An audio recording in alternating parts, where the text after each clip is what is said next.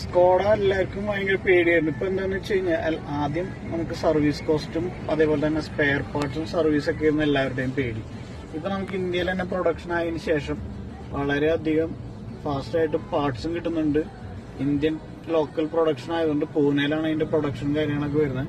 അതുകൊണ്ട് തന്നെ നമുക്ക് വളരെയധികം സർവീസ് കോസ്റ്റ് കുറഞ്ഞിട്ടുണ്ട്.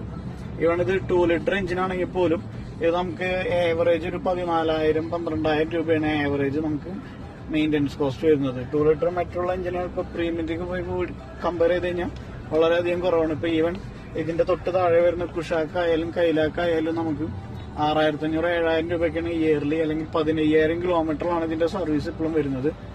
അതുകൊണ്ട് തന്നെ ഇന്ത്യയിൽ മാനുഫാക്ചറിങ് വന്നതുകൊണ്ട് മാത്രമാണ് ഇത് ഇത്രയും കുറയാൻ കാരണം. മറ്റേത് എന്താണെന്ന് വെച്ച് കഴിഞ്ഞാൽ പുറമേന്ന് പാർട്സ് വരുമ്പോൾ ഇമ്പോർട്ടഡ് ടാക്സ് ആയിട്ട് അതിന് 100% ഉണ്ടെങ്കിൽ 2,000 രൂപയുടെ പാർട്സ് ആണെങ്കിൽ ഇവിടെ വരുമ്പോൾ 4,000 രൂപ ആവും. നമുക്ക് അത് അഡീഷണൽ സർവീസ് ചാർജ് ഒക്കെ വരുമ്പോൾ അതിനനുസരിച്ച് കോസ്റ്റ് കൂടിയിരുന്നത്.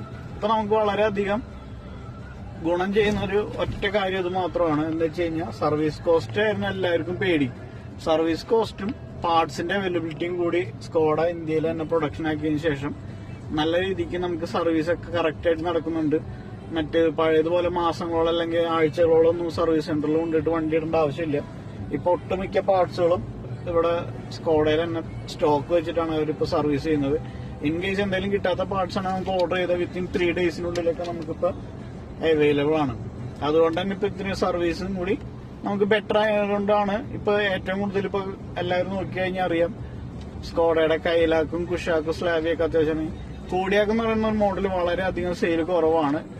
2 രീതിയിലാണ് അതിന്റെ വരുന്നത്. ഒന്നത് കമ്പാരിറ്റീവ്ലി പ്രൈസ് കുറച്ച് കൂടുതലാണെന്നുള്ള ഒരു ഇതും, പിന്നെ വണ്ടിയുടെ ഒരു വലിപ്പം, ഈ ഒരു ഒറ്റ കാരണമുള്ളൂ. പക്ഷെ ഇത് വണ്ടി ആരും ഓടിച്ചു നോക്കുന്നില്ല എന്നുള്ളതാണ് അതിന്റെ സത്യാവസ്ഥ.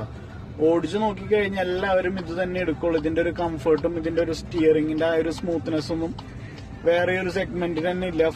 ഈവൻ ഫോർച്യൂണർ ഗ്ലോസ്റ്റർ പോലും ഇതിൽ ഇത് ശരിക്കും നമുക്ക് ഓഡി Q3 അതേപോലെ X1 അല്ലെങ്കിൽ X3 ആ ഒരു സെഗ്മെന്റിലൊക്കെയാണ് ഇതിന്റെ കമ്പാരിസൺ വരുന്നത്. അതിനൊക്കെ വെച്ച് കമ്പയർ ചെയ്യുമ്പോൾ നമുക്ക് സർവീസ് കോസ്റ്റും കുറവാണ്, അതേപോലെ തന്നെ വെഹിക്കിൾ വാല്യൂ വളരെയധികം കുറവാണ് വരുന്നത്.